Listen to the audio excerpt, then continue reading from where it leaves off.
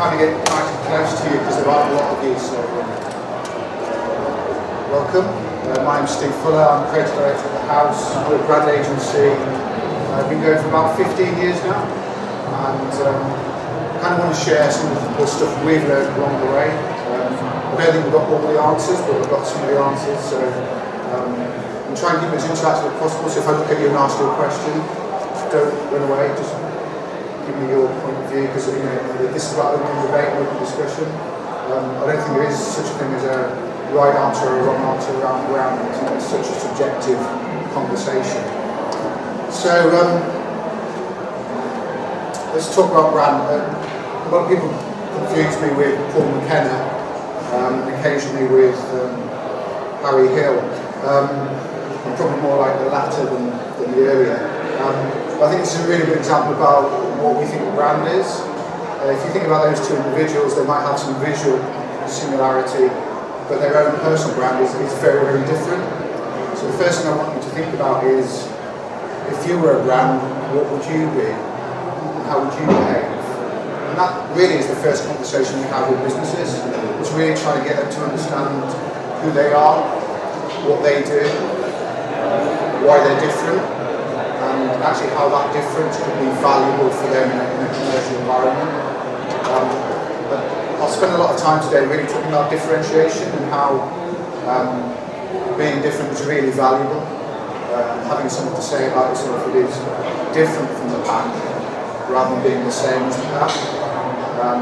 So we'll touch on that later. So I just wanted to really look at a few subjects today which hopefully are going to be useful to you. And there's a Q&A at the end as well, so if you've got any questions, it might be useful if you just jot them down and we'll talk about them later. But the first one is, let's try to understand as a group what we think brand is. Let's try and get some agreement on that. Some discussion of why that might be good for your business. Some evidence. Yeah, so after 15 years, we've got one or two things right. And we'll share that with you and how that's helped businesses to be more successful. 3 clues on how to get a brand, and again, hopefully that'll be useful. My ambition today is that you get something from this talk that you can go away with and use immediately and help your business to be more successful immediately. And finally, the Q&A. So the first question is what is a brand? These guys.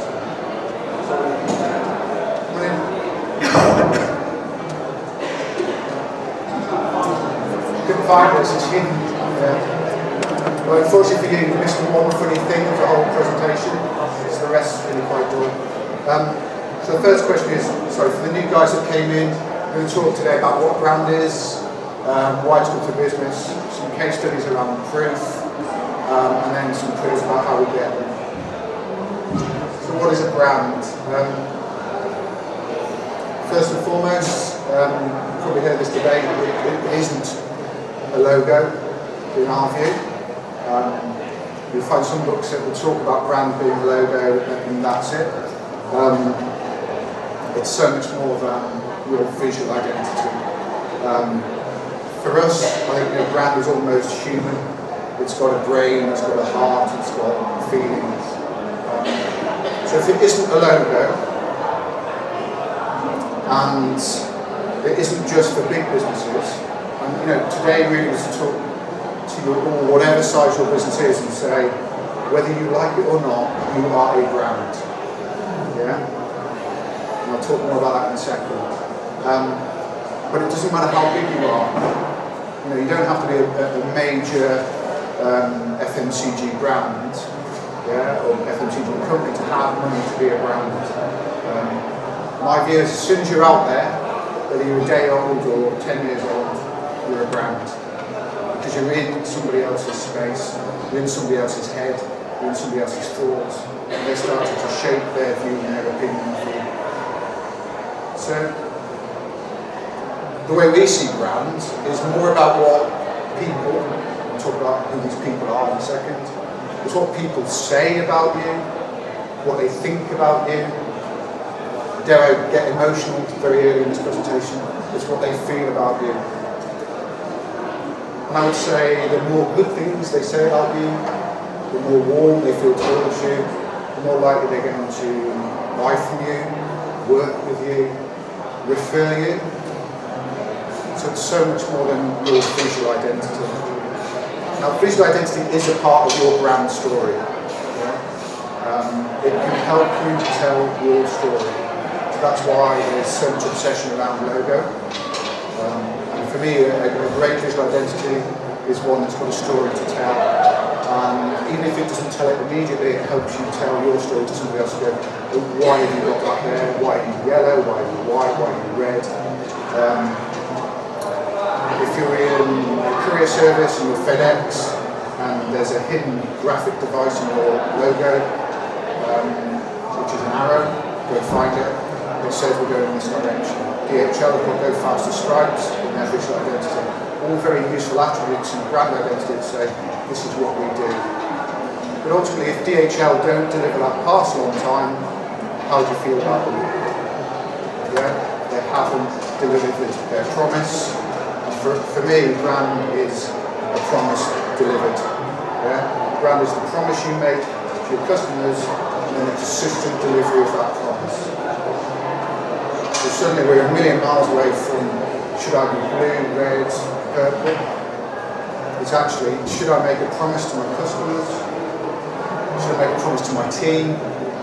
Even a promise to my suppliers? What am I doing to make sure I keep that promise?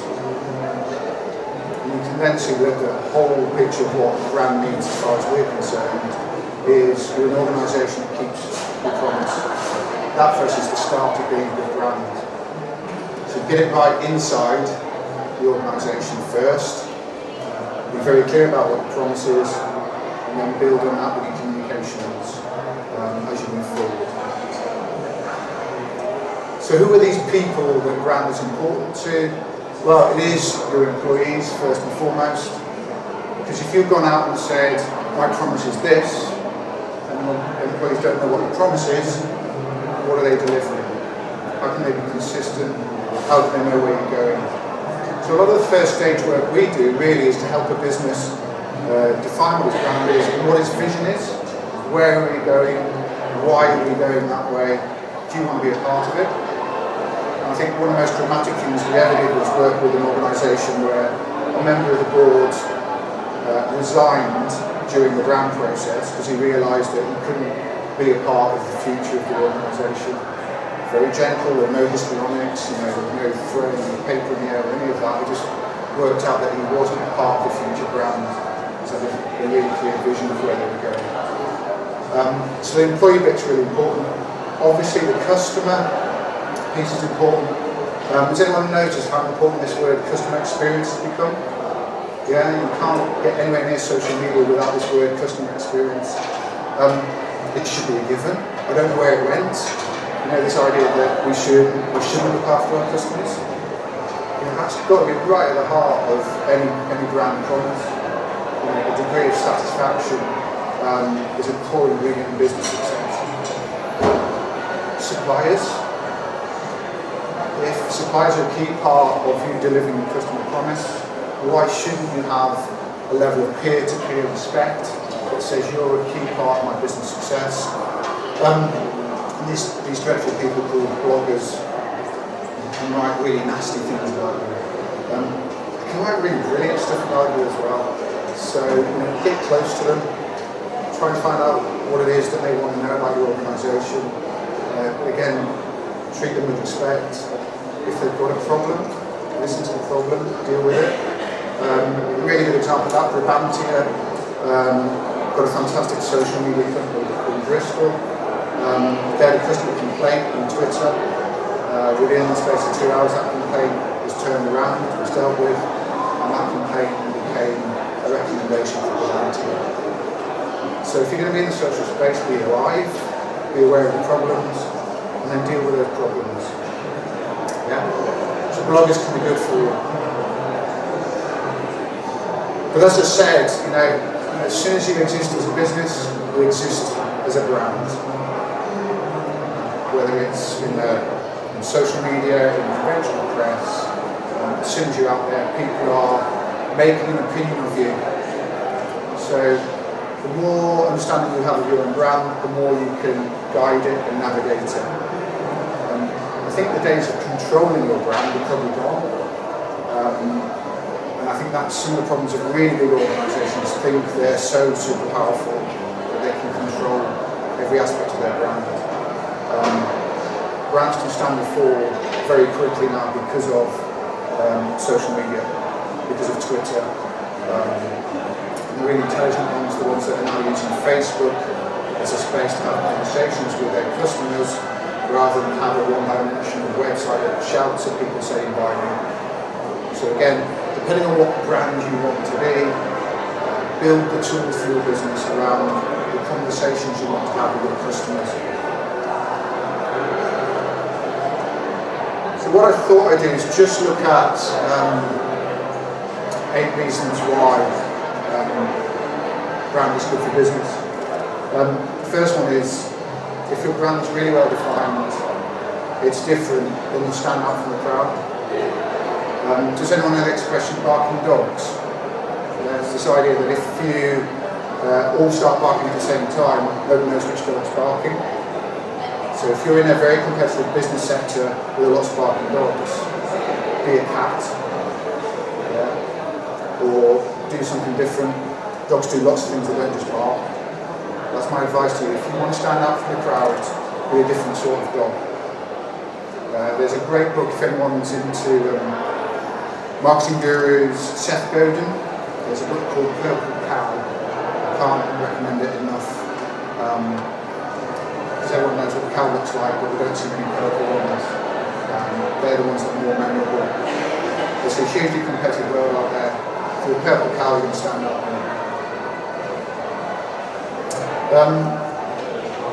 If you're a brand and you're recognised for all the right things, you can charge more for what you do.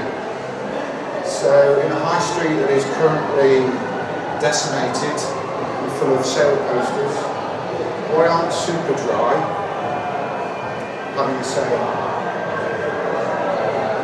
Think about that. They're really clear about what they stand for, what they're prepared to do, level of quality in the goods. The fascinating thing about Superdry, it's not Japanese, they're from Hereford, I think. So they've created this wonderful brand that people are prepared to pay a premium price for out of Hereford, which fascinates me. I don't know where the Japanese story comes from, but it's a quality of garment that people, even on eBay, are paying almost the same retail price as they would on the high street. I think that's remarkable when you go past the high street and the sale prices over there. I think that's a really good example of a small business that knows what it is and it's growing because of it. And it's too easy for anyone to stand up and say, well, look what Apple have done. It's very easy for Apple to offer fantastic customer service in their stores when they've got $100 billion in the bank. It's still a great customer experience. It's a joy to go into an Apple store, and they've worked out that the human interface is just as important in the retail environment as the touchscreen is in the product environment.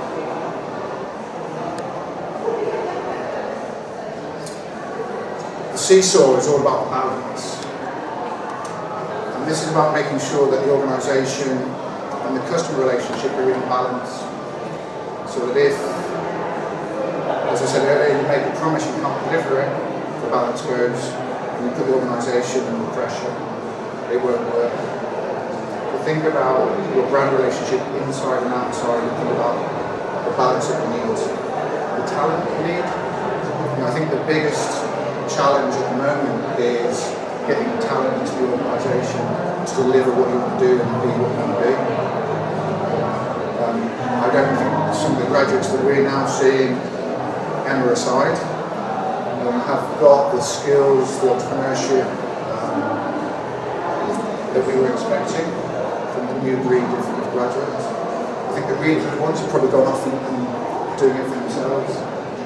The talent is a key part of what your brand is. My advice would be, don't move quicker than the talent. So if you're really good as 2 people, find a really good third one. If you can't, stay as 2 people. And whether you're digital, whether you're retail, whether you're business to business, people are your brand. That experience is fundamental. Even Amazon rely on people to deliver their parcels, and when people don't deliver their parcels, that affects the relationship with Amazon brand.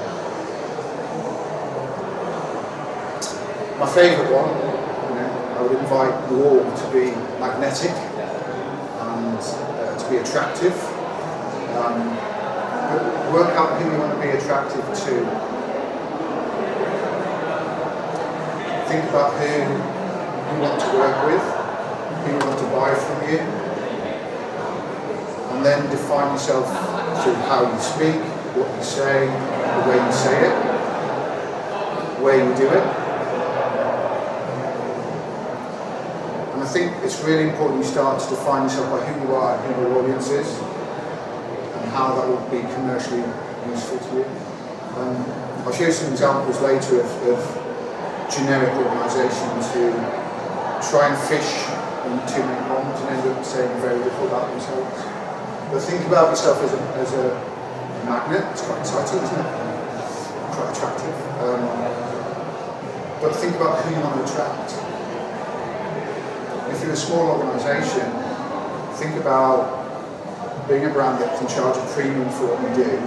If you attract the right people to what you do, they will pay appropriately for the value you give to their organisation. And I'm really concerned, and my last slide about the pound sign is, too many organisations are fighting for market share based on price. And they're sacrificing margin just for turnover. If you're really good at what you do, let people know you're really good at it.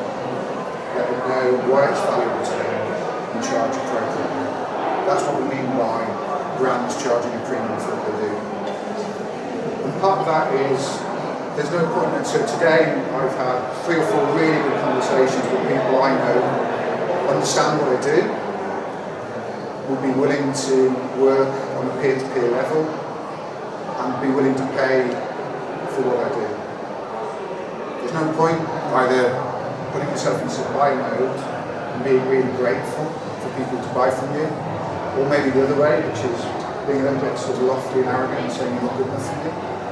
It is about attracting talent to your business, attracting clients you want to work for. Because we do want to enjoy what we do.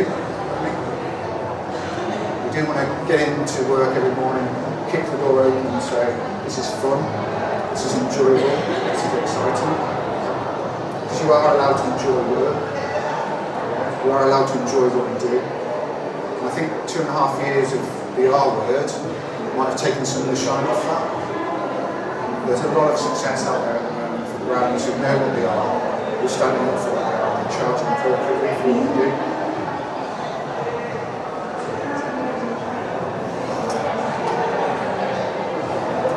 One of the things that is hard for a new startup to do, but they have to try and do it very quickly, is get to a level of trust. And for us, a great brand is a trusted brand.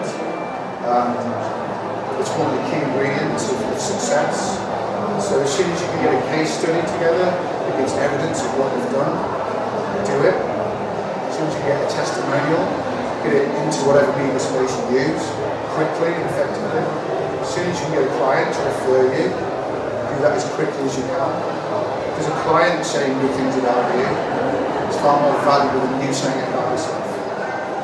Really straightforward, but Peter, I know, is fantastic networker and knows that there are people in his circle who would recommend him wholeheartedly for the effect of what he does for other people's organisations. It's much easier for him to say hello to somebody who's already been introduced to than on what would be a cold call. It is really simple stuff, this brand thing. Once you work out who you are, what you want to do, and who you want to do it for. And if you're a really good brand, get people to carry your torch for you. They will champion you. They will talk passionately about you, even if they don't work for you. Think about how many advocates there were of innocent smoothie at the beginning. That story was built on people saying, you must try this. Apple have got ambassadors all over the world saying how great their product is. I'm not sure they even need to advertise anymore. So think about who is inside your organisation, who you've worked with in the past, who go out there and talk passionately about them. The successful brands, that's what happens. They get really excited and say, did some great work with this organisation today. It's really helped my business. It's really, really valuable. So think about it all the time. We worked with the Best Of online listing organisation. And we shifted their brand from being a listings into being an ambassadorial site for local business. And that shift really said to the franchise owners, it's not about ringing people up and selling advertising space, it's actually about going out there and celebrating what's great about businesses in the area, working out how you can help them to be more successful. So this idea of having champions inside and outside your business is another great way of getting your brand to grow. Especially if your footprint's very local. The more champions you've got in that local space, the more chance you've got of being successful. So back to the earlier quote about brand being promised delivered. I do think that's my favourite definition of what a brand is. So forget, not a logo. Think about what the promise is and obsess. I'll use the word appropriately. Being really obsessive about delivery of promise. So it's one thing that everybody in your organisation can agree on and share and work together on.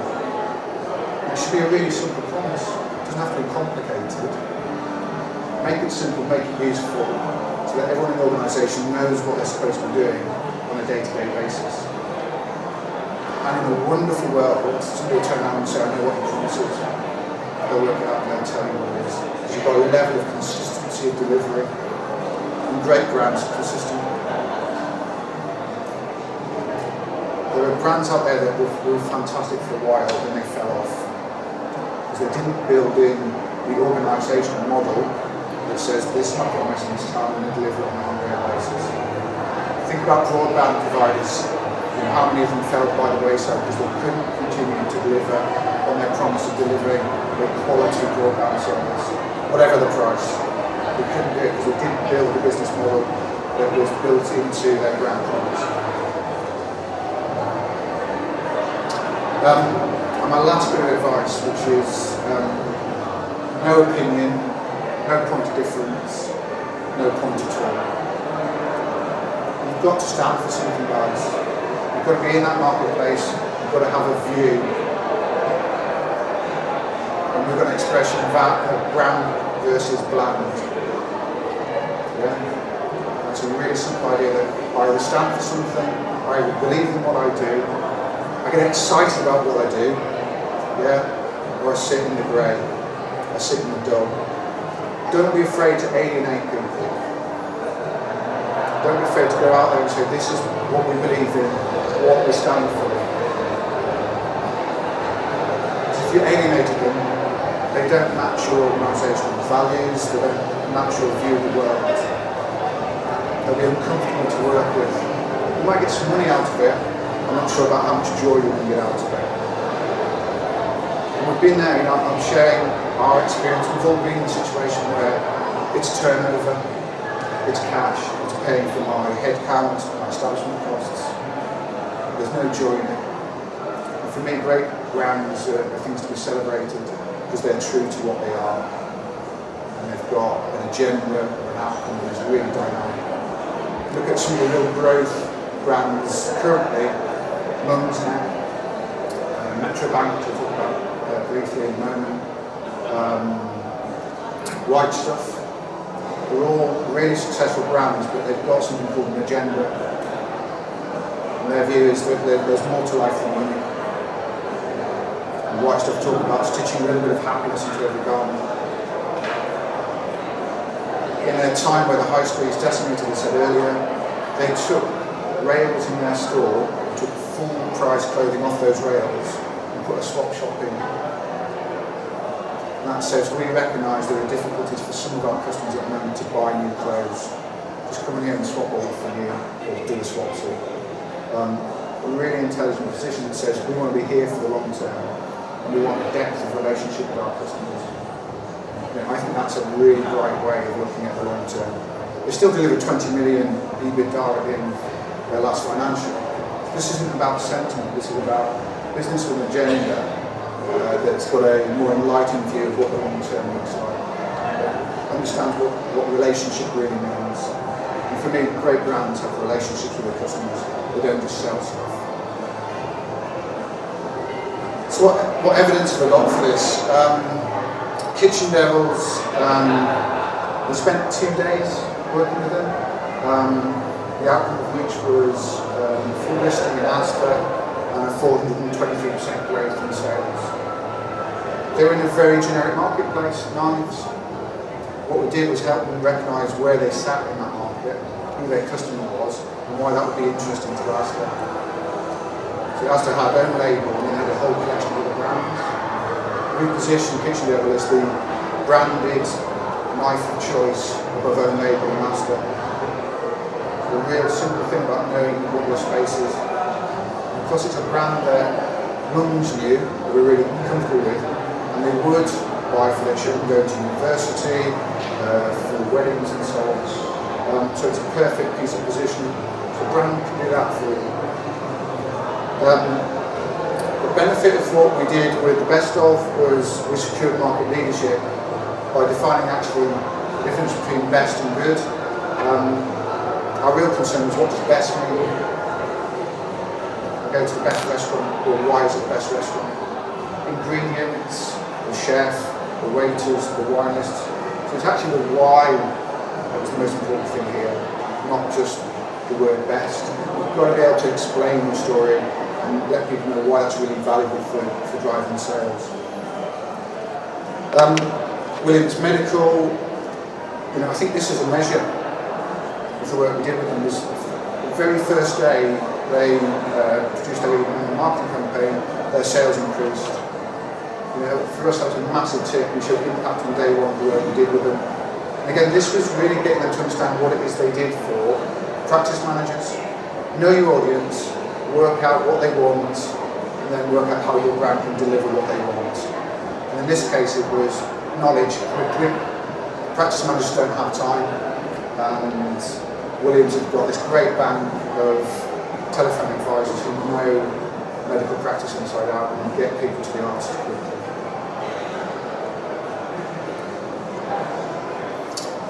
Working with the ACCA, on a global level, how do you get 100 odd countries to agree on a strategy? Well, you've got to ask all the countries. You've got to get their view, their opinion, their values, and say this is where we're going and why we're going. So brand provides direction, gets people on, so especially get everyone on the same bus and make sure they're all facing the right direction, and that becomes useful and valuable if you all know the journey that you're going on, and that's what we did with it. So the 3 key ingredients for us how to become a brand that is attractive. This magnet we spoke about earlier, if you want to become a magnet, what does different look like? Honda's different. I always use car brands because it's the easiest one to talk about. I know we're not big organisations here today that have got this sort of budget, but you can be just as differentiated as Honda in your sector. Just got to work out why you started the business, why you're in business, what excites you about what you do, and talk passionately about it in a way that is engaging, positive, optimistic, dynamic. That's what Honda did. And they also talked about stuff that we hate in a really positive way, the diesel engine. And anyone remember the diesel engine song? The hate something, change something song? Just a really clever idea that says, well, you can either sit and moan about it or you can do something about it. Honda will do things about problems. And they focused on their philosophy and not on their vehicles. Really interesting way of looking at things. It leads them to talk to their customers like this, that you can build a motorbike out of anything. So Honda are really selling what's possible.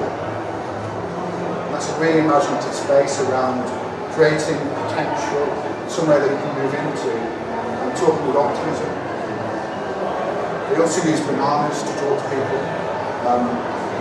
And this is a way of looking at things differently, and saying, have you ever tried to write on a banana? Have you ever tried to write messages to customers on bananas? Have you ever actually tried to write letters to customers? When was the last time you got a handwritten letter? Anyone have one recently? One? How did that feel? Did it cut through over email? Yeah? So, we've got a concern that email is actually hiding lots of stuff at the moment. People aren't actually reading them. They're looking at them, they're not actually reading them. So loads of great ideas in business are being hidden by this thing that's called email. So we're going back to the old school and saying to people, something fantastic is happening in the organisation. Get it on the wall, share it with people, get your letter and post it on the wall. I joined Ecotricity a couple of years ago. The welcome letter from Ecotricity is a work of art, and I brought it to the business and say, if you want to welcome somebody to your organisation, this is how you do it.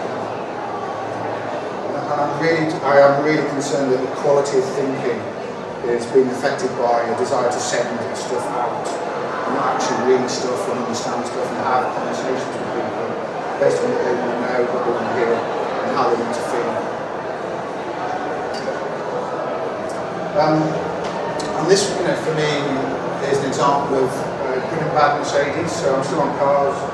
Good Mercedes, bad Mercedes. If I took, the badge off the car, it's another picture of a car on a hillside, occasionally on gravel, scooting around corners. You think about the cliches of car advertising. Honda smashed those cliches to pieces. And think about your own industry. And how many times you see an image,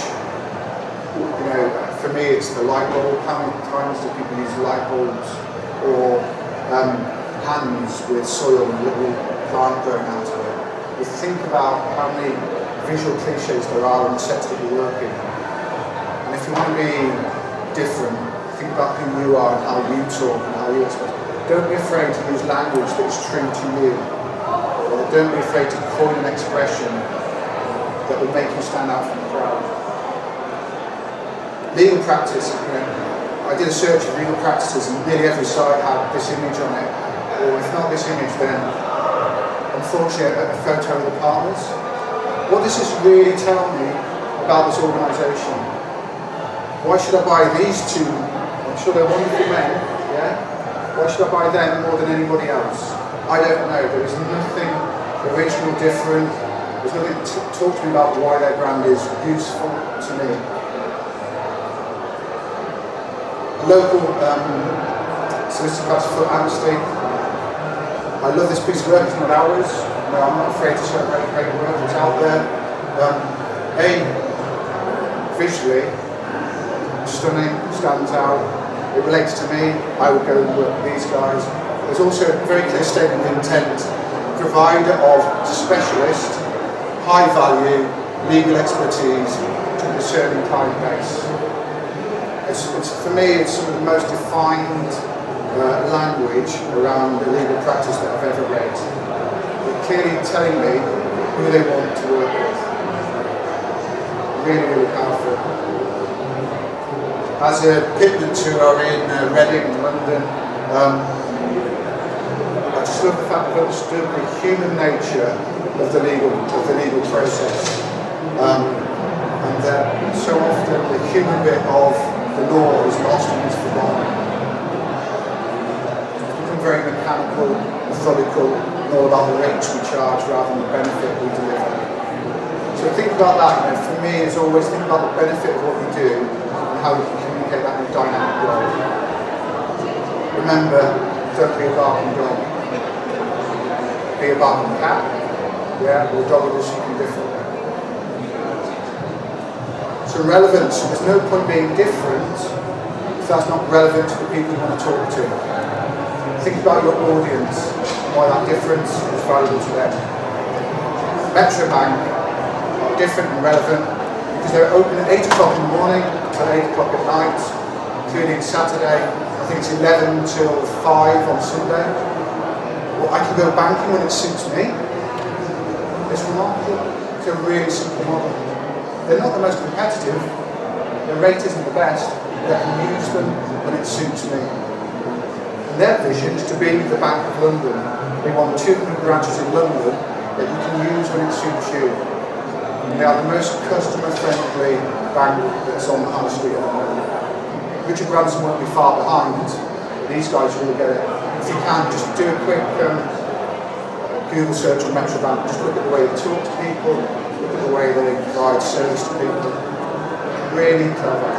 And actually visually, probably one of the worst visual brands out there in terms of their visual identity. That doesn't matter. It doesn't matter. What really matters is that I can go in there when it suits me. I can get an account open in 15 minutes, which you can use a cash to a card in 15 minutes. Get a check with your cash to a card in 15 minutes, and I can withdraw money, my money, that I've put into their bank in 15 minutes. That's why it's relevant. Yeah? That's why they're different. Because the way they do things, what's relevant is it's about ease of use for the customer. And this is a really relevant piece of direct mail that was sent by Scottish and Southern. It was sent to our organisation. We're an SME as well. And what was really interesting is the first conversation wasn't about my fuel bill. It wasn't about gas or electricity. It was about how important coffee breaks and tea breaks were for business. They're one of the most creative times of the day. So we actually let our guard down and talk. What do you think? Let's have a dialogue, let's have a discussion away from the computer screen. They sent, along with this piece of direct mail, milk sachet, coffee sachet, tea bags. So we went that extra mile around. Why not go and have a cup of tea with people? This really stuck with all the pieces of direct mail I received last year. This was the most powerful because it understood what was really useful for my business. That's what I mean by relevance. So it's great being different, but recognise who you're being different for, and why that's commercially valuable. What I mean by relevant is really simple. It's for me. It feels like you're talking to me, you're having a conversation with me. And my advice to you guys would be, if that means you have 10 really good direct conversations rather than 100 generic ones, have the 10. Somebody showed me a diagram yesterday that said most businesses are 90% generic, 10% special. Focus on the special bit, guys. Yeah? Focus on why you're valuable, why you're useful, where your business will come from, that 10%. So my last clue, trusted. IBM, one of the most trusted providers in the world, and they know it. And there was a copy line about 20-30 years ago, nobody ever got fired for using IBM.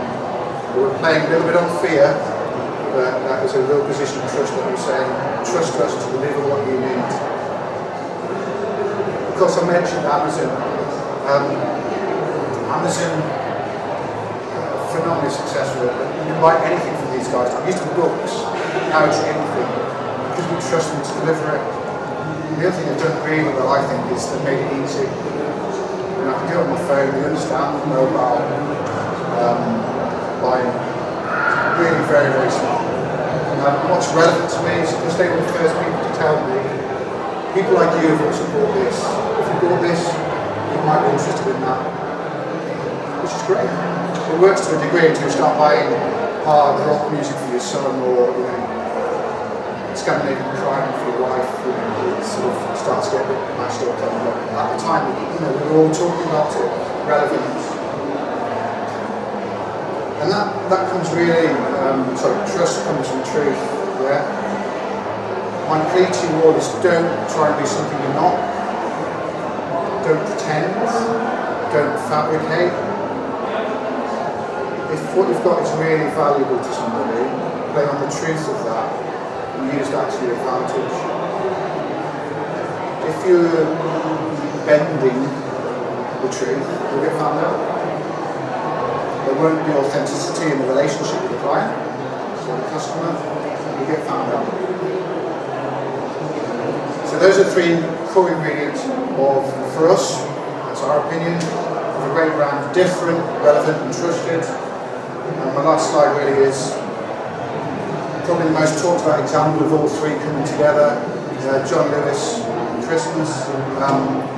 While everybody else went over here with Christmas and kept it more about self-reward and having a great time, John Lewis not only created a piece of TV that was memorable in its creative style, but also in its sentiment. He really understood the sentiment connection and went at Christmas in a very different way.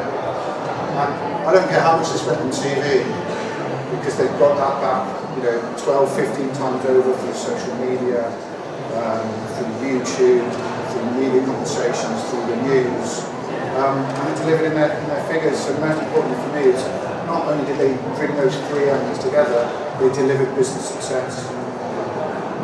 So whether you're on the high street, whether you're business to business, bring what's different, what's relevant, what's trusted together, you've got more of a chance to succeed. Thank you.